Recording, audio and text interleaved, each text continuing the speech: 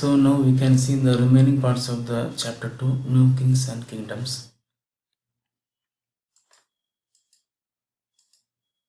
So the topics to be covered are warfare for wealth, then about the Cholas.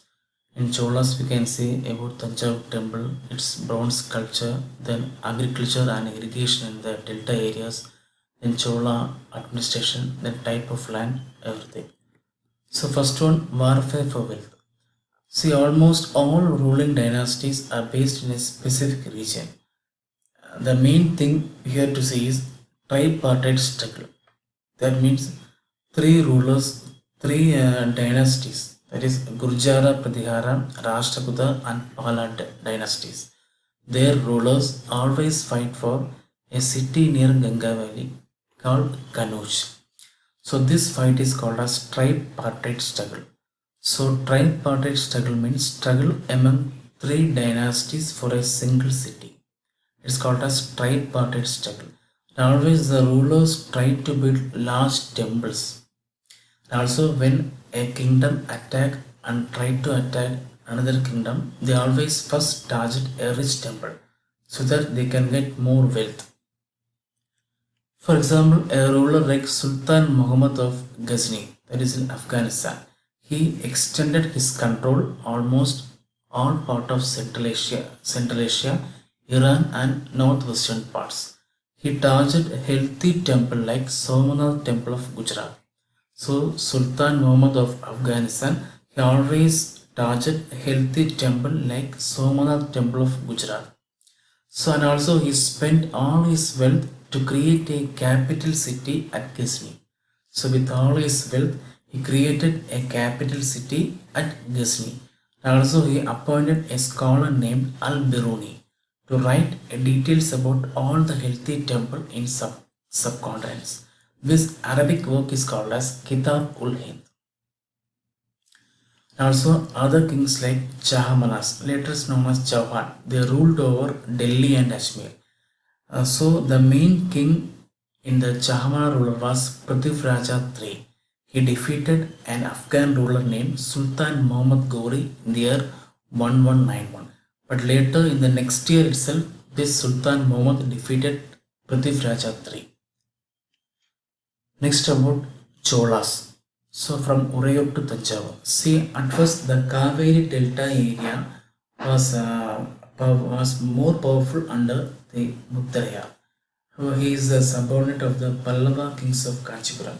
But later in the mid of 9th century, Vijayala from the Chola captured delta area from Muttaraya and he built a town named Tanjavur and a temple.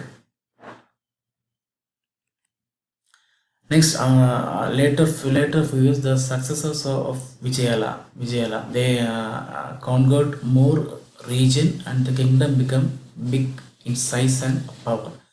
Then in the most powerful Chola ruler called Rajaraja I, he expanded control over almost these areas, control more areas. So he tried to control more areas. And also his son, Rajaraja's son Rajendra I, he continued the same policy and he captured Ganga Valley, Sri Lanka and other countries of South Asia. So Rajaraja I, the most powerful Chola ruler, then Rajaraja's son Rajendra I. He also conquered more areas in Ganga Valley, Sri Lanka and other countries of Southeast Asia. The Chola king Rajaraja and Rajendra built big temples at Tanjavur and Ganga Cholapuram. And these temples are famous for its architectural and sculptural marvels. See, this term architecture means they are good in design, building. They are good in design, and sculpture means we can say it is a statue of a person or something made of bronze. Also, these temples were centers of craft production. See, craft production means manufacturing something by hand. That is craft production. Also, the temple got land by the rulers as well as from other peoples. So a lot of temple workers like priests, garden makers, cooks, sweepers, musicians, dancers, they all live near to the temple. You can say that the temple is not only a place of worship You can say it is a center for economic, social, and cultural life.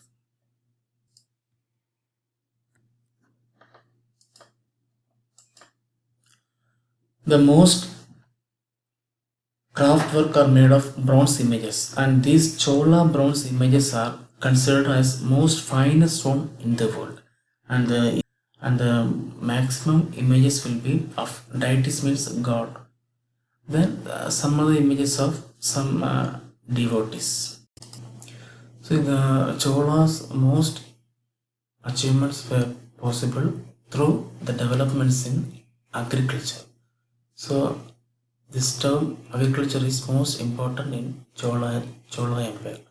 The river, you can say the river Kaveri flows through some small channel before emptying into the Bay of Bengal. So before the Kaveri flows into Bay of Bengal, it flows through a lot of small channels. Sometimes this channel overflow and the lot of fertile soil deposit on their bank, on their river bank or channel bank.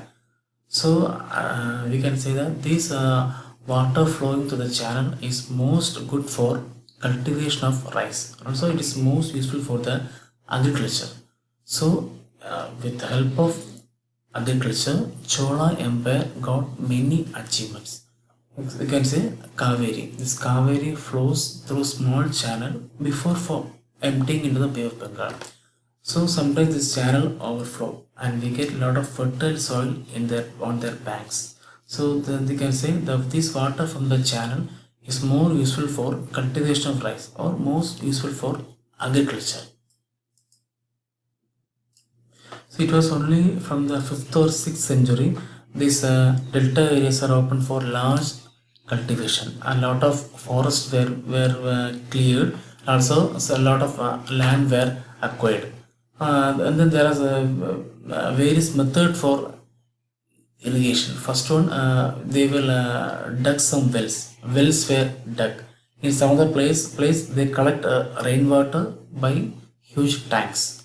So some people dug wells. Someone collect rainwater from by huge tanks. Also we can say for better irrigation work we require planning, then organizing labor and resource, then we have to maintain the work and decide how the water should be shared.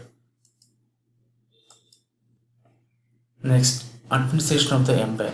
See, settlement of peasants known as UR, or you can say it as or.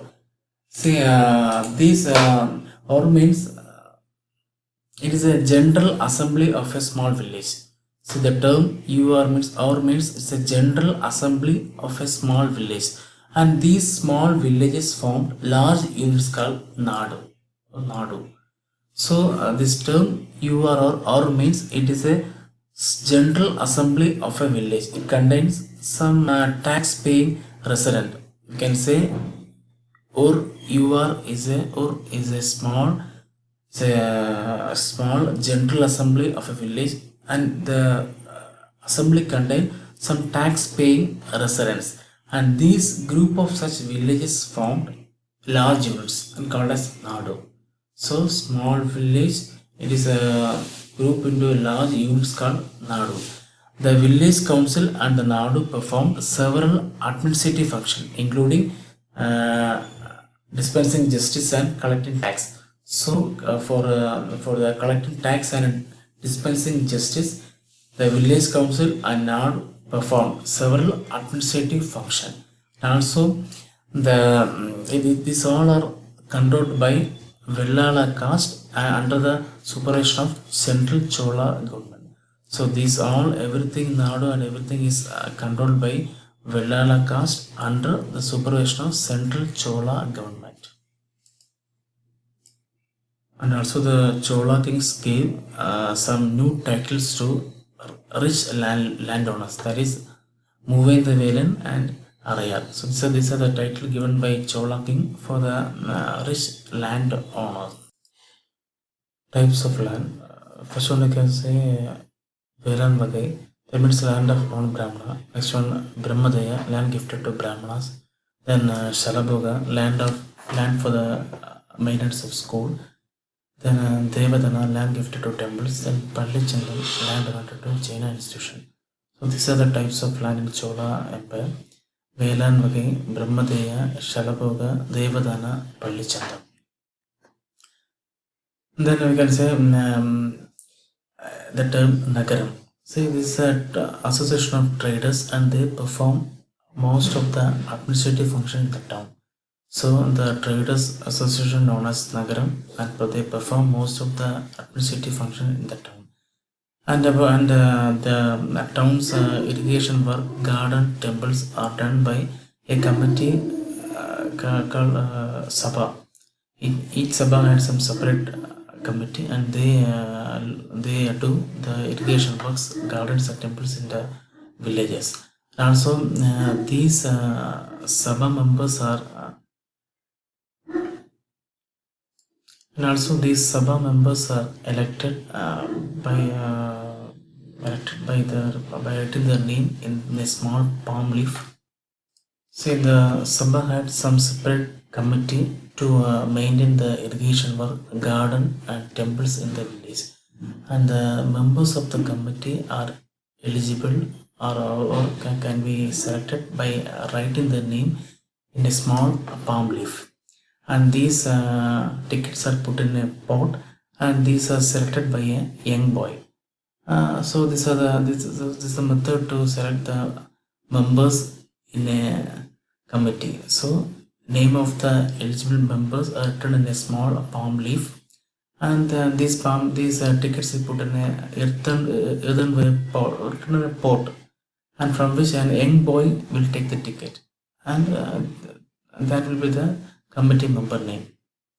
So the Sabha had some lot of committee to look after irrigation work, gardens and temples in the village, and the committee members are selected by writing their name in a palm leaf, and these tickets are put in a pot, and a small young boy will ask to take out the ticket, so that the committee members are selected. Then who could be a member of Sabha? So to become a committee member, these criteria should be followed. First one, all those who wish to become member of Sabha should be owners of a land from which land revenue is collected. So means that member should have a land and should give some land revenue. The second one, they should have their own home. The committee member should have their own homes. Then age 35 and 70, between 35 and 70, and they should have the knowledge of Vedas. Also, they should have well knowledge in administrative matters and they should be honest. Also, if anyone has been a member of any committee last 3 years, so those person who are in the committee for the last 3 years cannot become member of the other committee. So these are the criteria for becoming a member of a Sabha. Next, last one, China under Tang dynasty. See, in China, an empire was established under Tang dynasty. So in China, an empire was established under the Tang dynasty, which remained power for about 300 years. So starting from 7th to 10th century. So from 7th to 10th century, China an empire was established in the Tang dynasty. Tang dynasty established an empire in China from the 7th to 10th century, where its capital is Xi'an. It's the largest city in the world, and the city is visited by Turks, Iranians, Indians, Japanese, and Koreans. Also, this Tang empire was administered by a bureaucracy that can be recruited by through an examination, which can be open to all. Those who want to wish to appear for the exam, they can easily appear the exam. Thank you. So this is all about chapter 2.